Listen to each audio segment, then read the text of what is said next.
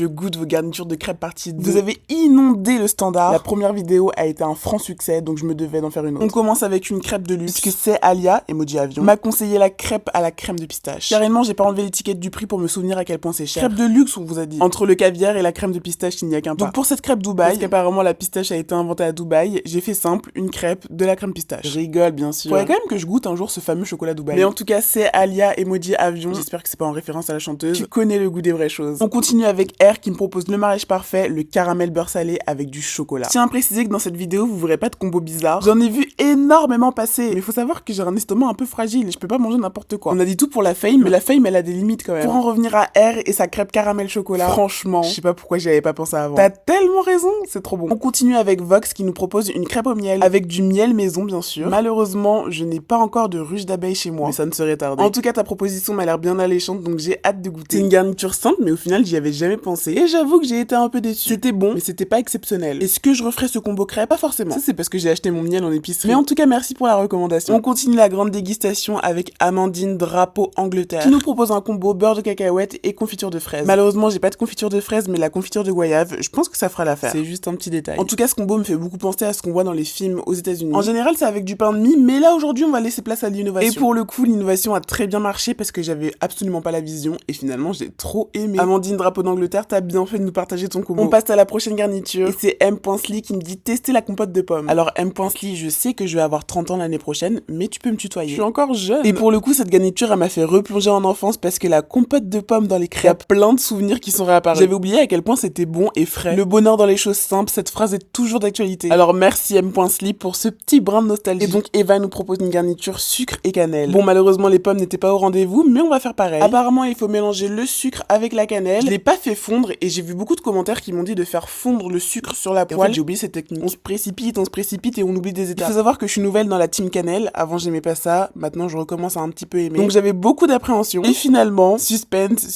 j'ai un peu été déçue. Je pense que j'aime pas assez la cannelle pour avoir autant ce goût de cannelle dans une crêpe. Mais merci Eva pour la recommandation et tous les autres aussi. Et il y a eu tellement de commentaires que je suis à ça de faire une partie 3.